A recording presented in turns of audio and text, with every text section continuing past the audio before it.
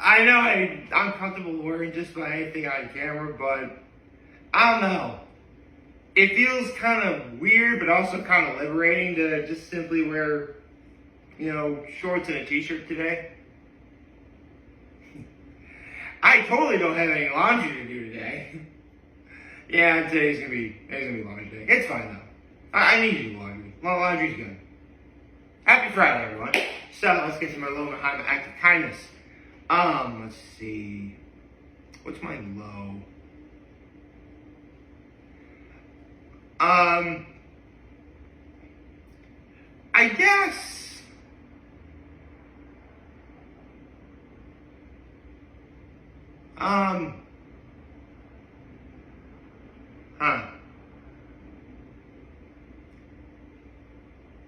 Well, there was something that, actually, you know what?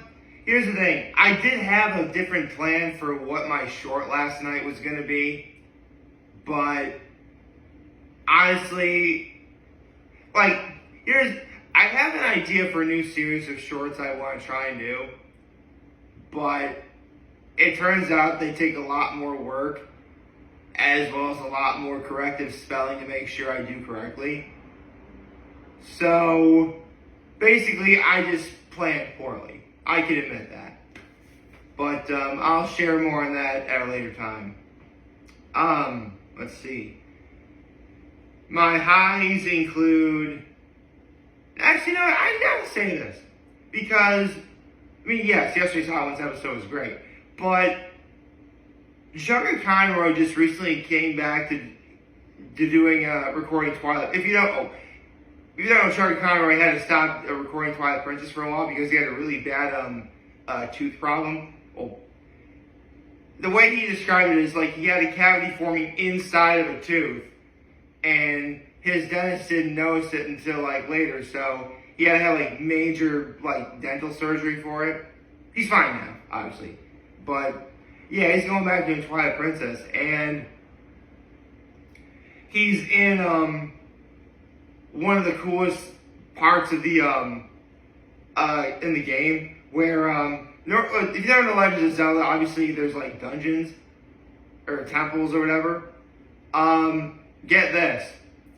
Twilight Princess is, to my knowledge, the one and only time where quite literally someone's house is a dungeon.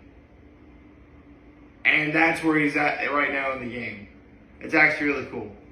Also,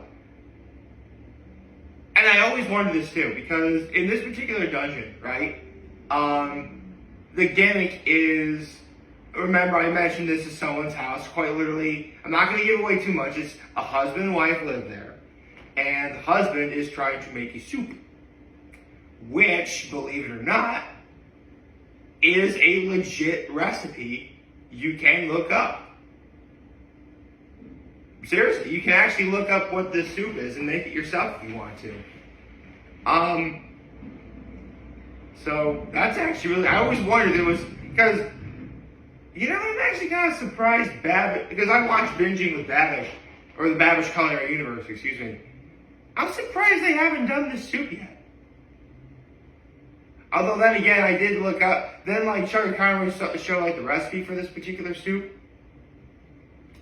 But there was one ingredient that very much was missing. And I'm curious if hold on, I'm just gonna look it up. Okay. I don't want to give away what soup it is, but this soup does look really good.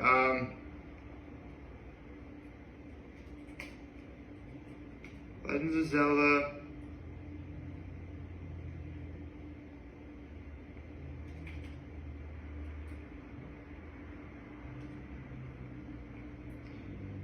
Soup recipe, okay.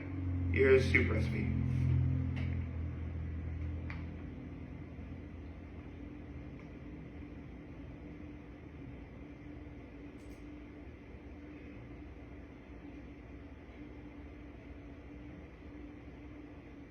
Yeah.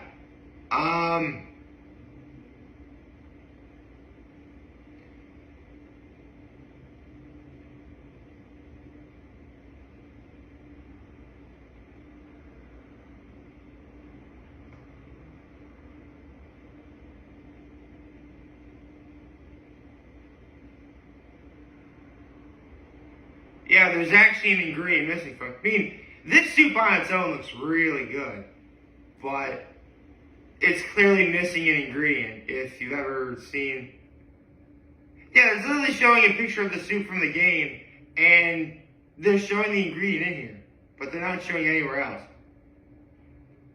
Hold on.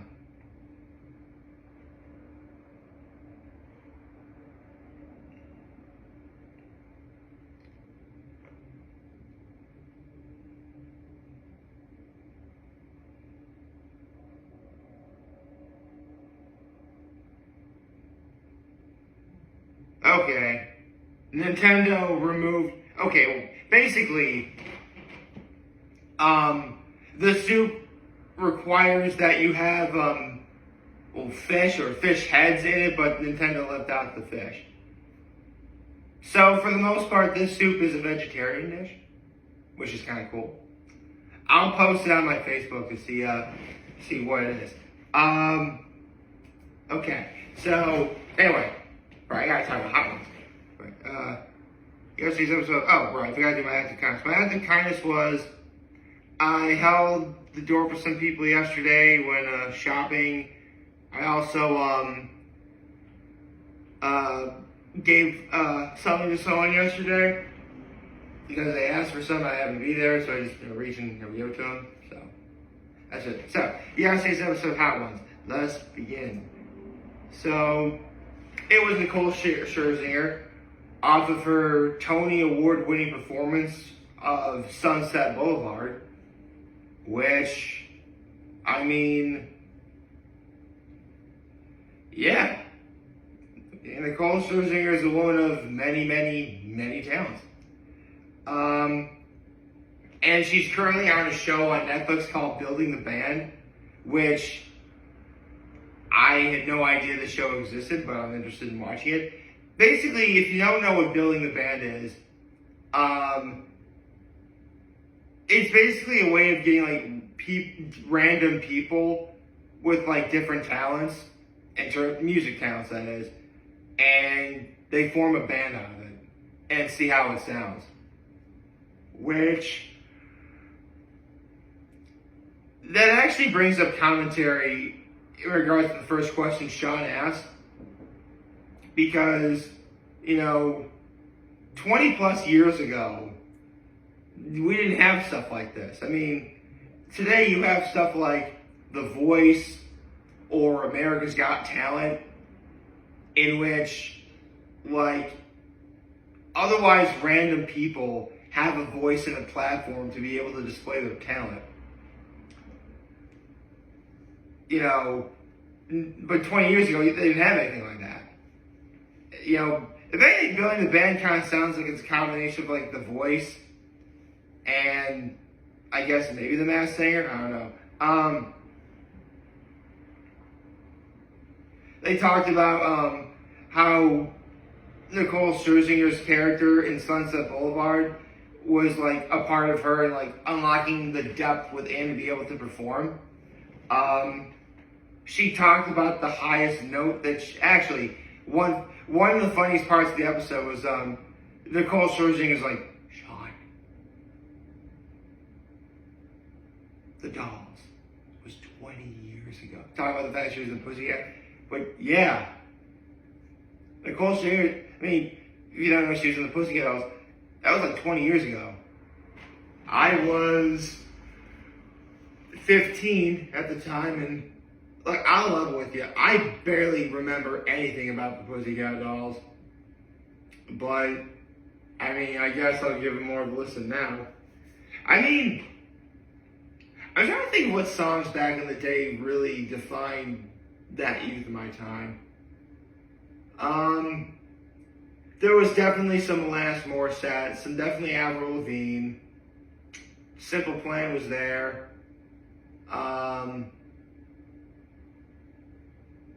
Alicia Keys was probably like the later end of my high school career. So yeah, I'd say I have a pretty decent range. A decent range of what I like, I suppose, even back then.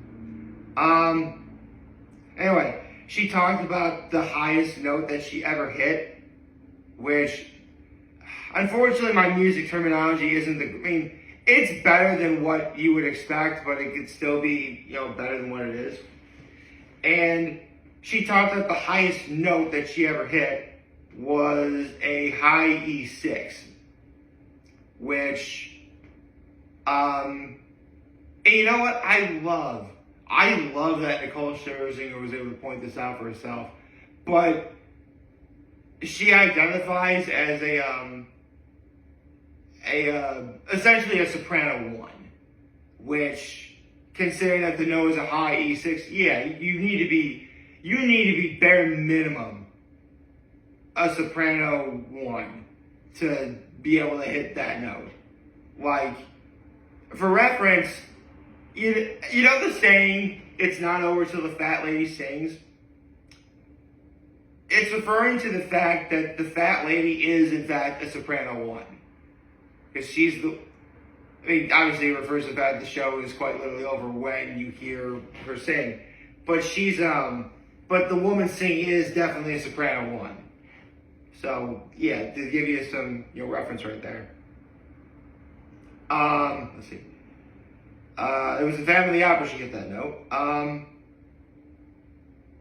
Obviously, being in the industry for as long as she has been,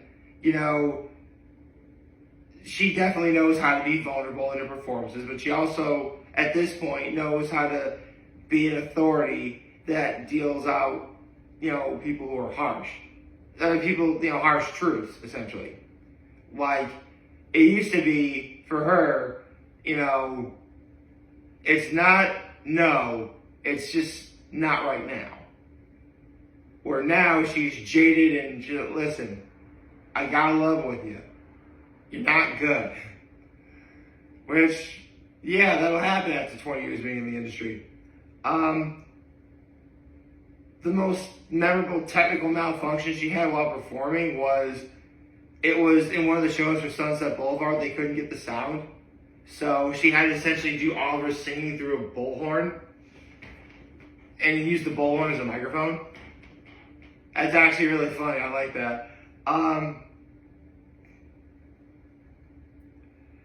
They talked about what it means to be a diva, which, yeah,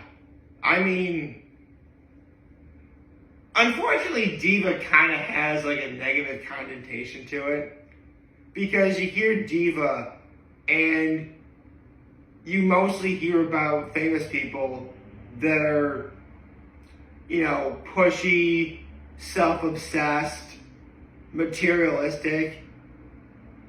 And while there may or may not be some truth to that, a diva, at least from my understanding, is usually a woman, but someone who's, bold and confident is able to go out there and do the things with, that element of like swagger and like, yeah, homie, I'm up here, I'm the one who's getting the job done, like that sort of level mentality. And I love that Nicole Scherzinger just mentioned how, like, it's derived from what people feel and what people take away from a performance. So, basically, if a diva was being the actual good definition of what a diva is, they would be exuding that confidence, that swagger that, they naturally have, that charisma. And people feel that, they see that, and they feel that too. Not just in how they act, but how they perform as well. I like that. They talked about people who get Cats and those who don't. Listen, believe it or not, I was actually in a high school production of Cats. Yes, I was.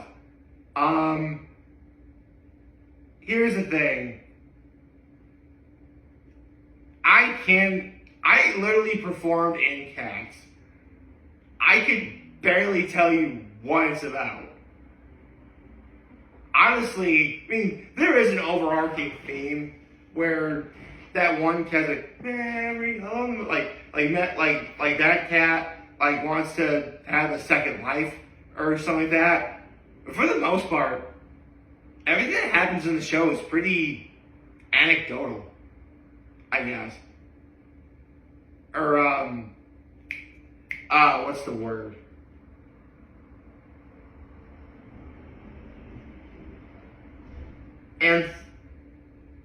Anthological?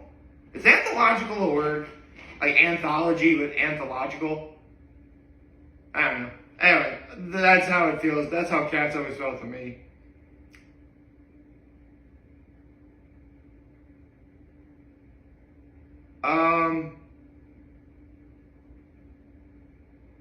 Right.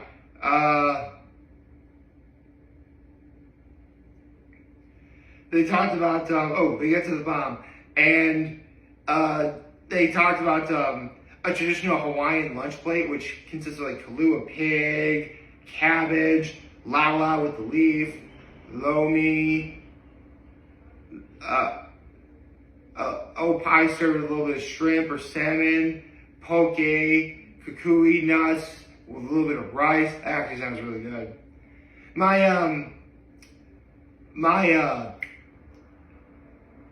My experience having Hawaiian food is little to none, so I would try that stuff. She has a Prince anecdote.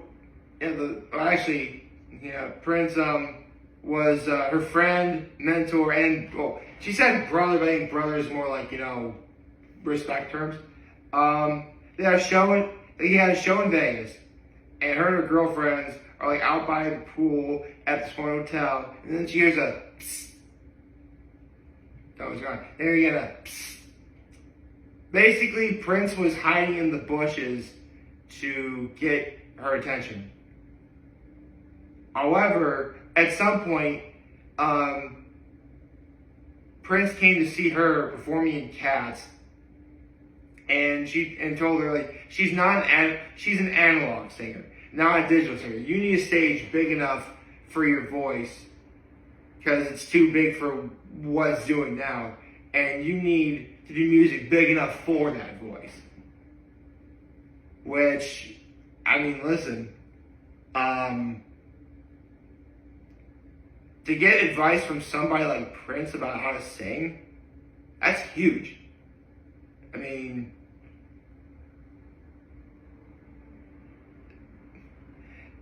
right, I was thinking you shouldn't meet your mentors, but no, the saying is don't meet your heroes.